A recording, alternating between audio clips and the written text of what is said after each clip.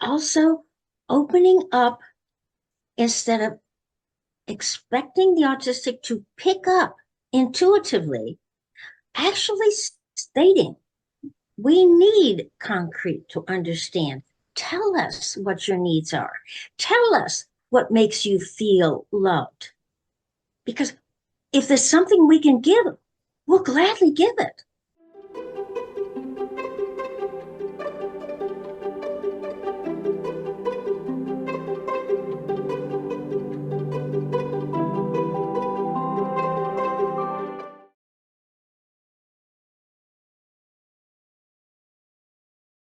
Hi, and welcome to our Making Sense of Autism podcast video cast. I'm Staci Neustadt. I'm the CEO at Making Sense of Autism, and I'm a speech language pathologist. Our founder is Susan Golubock, an autistic retired occupational therapist, and she provides us with her insight on how the autistic brain works, the autistic point of view, so that you can have a better understanding of what you're observing in your autistic students or clients. And that understanding just builds acceptance. So today, talking about Valentine's Day and love, we are going to explore 3 questions with Sue. The first one is, how would you define love from an autistic perspective? Then, what are some common misconceptions about how autistic people experience and express love? And last, how can non-autistic people recognize and appreciate the ways autistic individuals show love? So, Sue, first, how would you define love from an autistic perspective? I never experienced what I felt was what love felt like um, until my husband accommodated to meeting my needs as an autistic. And this is where, when I researched it, they say that love actually is tailoring your actions to meet someone's needs. And that's exactly the first time that I ever felt love. Um, because prior to that, no one really recognized my needs as an autistic. They didn't recognize me as having needs as an autistic. They perceived me as like everyone else. And so, even though they used words, which is a common way that we affirm our love, saying, I love you, uh, that becomes almost an automatic, people just say it. It doesn't necessarily mean, and because love is actually a very abstract term. Mm-hmm. Try to define it in concrete terms. Yeah. So therefore, it doesn't, autistics don't necessarily pick up on what that word means to show love, or to, when people say, I love you, well, what does that mean? I didn't know it until I experienced someone actually meeting my needs. So the autistic is going to look at love differently because we experience the world differently. Um, One of the most common ways that people express love, other than saying the verbal, is touch. Well, what if you're touch defensive Yeah. and having someone approach you? Now, some autistics, firm hugs are okay. They're okay for me. Light touch or sudden unexpected touch, someone reaching out to just pat my shoulder or pat me on the back or something like this is like a startled response. I'm not prepared for it. So, how does that express love to me when it doesn't feel good? Um, and then those are the most common ways that people think of expressing love is verbally and physically, but there are many other ways of expressing love. Um, but it's not necessarily the way an autistic would experience it, such as giving gifts. Well, to give a thoughtful gift, or actually the art of receiving gifts, I never felt loved because I received a gift, especially if it wasn't necessarily something I was looking forward to and wanting. Yeah. So those birthdays and holidays where you give and receive gifts was like just overwhelming to me, and I didn't understand the whole purpose behind it. So also, autistics don't intuitively read other people's minds and pick things up as to what it is other people need or want. So if you don't tell us concretely, literally, what it is that would please you, we're not going to know. So how can we give you a gift that meets your needs or wants if you never tell us what they are? Yeah. You expect other people to intuitively notice, and that's not what autistics do. So that's kind of hard. The same thing with offering acts of service, doing chores. I've always thought chores were something that was expected of me, not that doing it was an act of love, showing love towards someone. I mean, mostly it was because it was a person of authority saying, you need to do this. Well, if you need to do it, then you're not given the option to do it out of love, which is a choice. Yeah. You're doing it to meet someone's expectation and avoid getting in trouble. So, do you see how we perceive these typical ways of expressing love differently? Oh, absolutely. And honestly, though, Sue, like that idea of meeting someone's needs because you understand what their needs are, that honestly, like, I feel like that obviously, autistic individuals have different needs, but I feel like that is like humans, any human that feels Mhm. misunderstood or then they're not going to feel loved because they feel like people just don't get them. Oh my gosh, that Yes. really is powerful. And so that spiral of an autistic individual feeling misunderstood, feeling not loved, spiraling into depression and anxiety, like if we just back up and listen and accept and meet their needs, and that's more powerful than the words I love you. That was super helpful. What are some common misconceptions about how autistics express love? Okay. Um, some of the ones that I've seen are an autistic adult brother giving his sister Legos as a gift. Well, that's something that is of value to him. And he, in essence, is saying, because I care about you, I'm sharing with you what's important to me.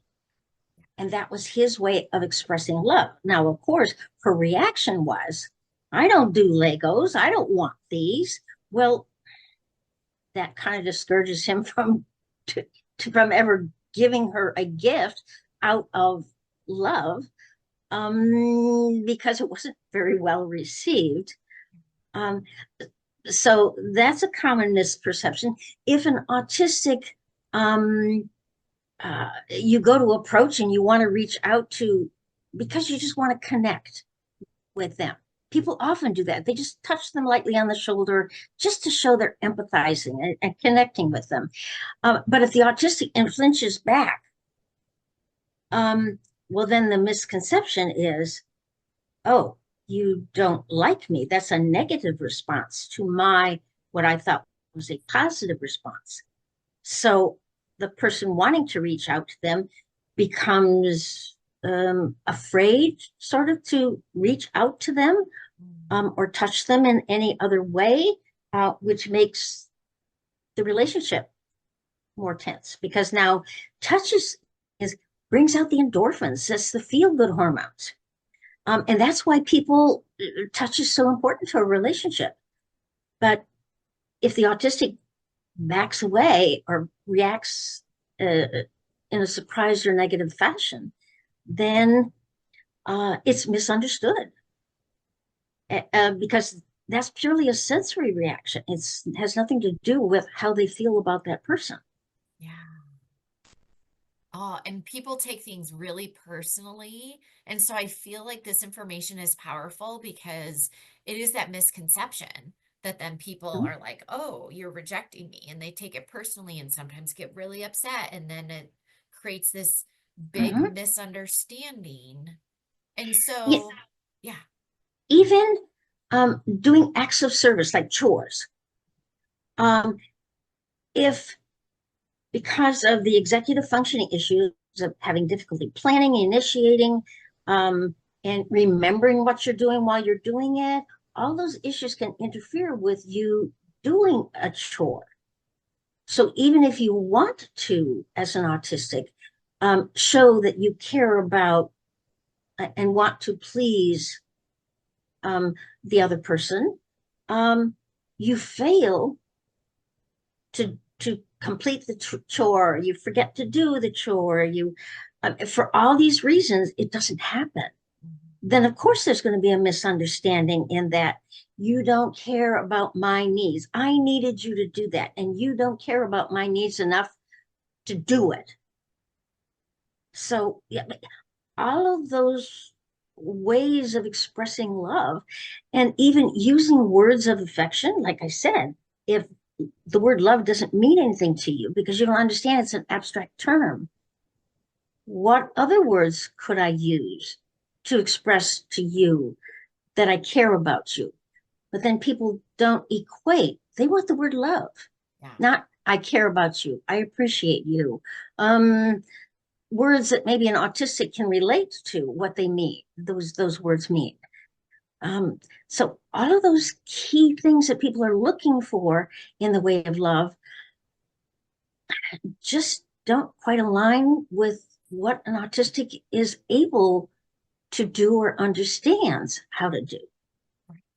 So what would I have an example that I'm thinking of, but how can non-autistic people recognize and appreciate the way autistics show love? And I'm thinking like they just have to be observant. I know I have a client who shows his love by saying his dad's name and going up and brushing up against him, but you have to Mhm. be really observant. So what are some other examples of how people can recognize and appreciate the ways autistic individuals show love? Well, we always think of those four ways of expressing love that most people kind of expect as expressions of love. But what about just spending quality time together? I mean, I know for my husband, he didn't care if I was doing something else than he was doing, as long as I was in the same room. That somehow was very important to him. So I picked up on, okay, that seems to mean a lot to you, even though I don't quite get it because we're not talking to each other. But that still can be quality time together.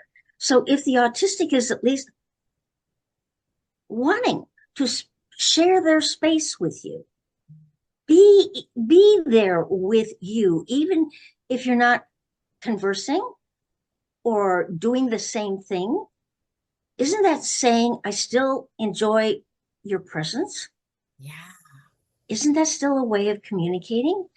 Um, uh, the autistic that, well, when you listen to each other, really attentively listen, that's another way of expressing love. Um, and so, but most autistics, when they talk, people tune them out or they cut them short, saying, well, that's fine, but, and people would tell me, oh, yeah, that's really good. You should write a book about it. And then they would walk off. It's like, okay, because, okay, granted, autistics, when we get excited about something, we may overshare. But basically, we're wanting to share with you. We want to connect with you. Um, and, but we don't receive that intense interest back to show we love. Now, if once we experience being loved by listening intensely to what I have to say, taking an interest in what I have to say, now I'm going to understand when you say, well, I a need for you to listen to me too. Oh, well, yes, because I know how good it felt when you listened to me. But if we never experience that, we're not going to understand why it's important to you that we listen to you. Oh, that's powerful. So there's so many good things. Recognizing the sensory differences is super, super important. Like you said, that light touch might be dysregulating. So not taking it personally. And I feel like with some of our with some individuals, we can even open that dialogue, kind of explore what is important to each person. But then maybe Mm-hmm. for autistics who are maybe level 3 and are non-speaking, their way of showing affection, showing love is probably going to be nonverbal. Like that example I gave of like brushing up against his parents or, Mm-hmm. kind of snuggling and getting close. So these are all really, really good, just kind of thoughts I would love for people to take in and absorb today, because this, I think, is we all want connection. We all want to give love, feel love, but it might just look a little bit different. So understanding it as our foundation to our framework is so important. And also opening up instead of expecting the autistic to pick up intuitively, actually stating, we need concrete to understand. Tell us what your needs are. Tell us what makes you feel loved. Because if there's something we can give, we'll gladly give it. Yeah. We just don't know what it is. And then when we do the wrong thing, we kind of feel rejected. And therefore, after a while, you get discouraged trying to please someone when you don't know how to do it. You're not meeting their expectations when you don't even know what their expectations are. Oh, so good. Thank you, Sue. I love you. I love all this time that we've had together. And this is powerful. Thank Well, you, thank you, Sue. Staci. I love how your brain works because it's totally different than mine, but together we're great. I agree. Awesome. Thank you. Thank you.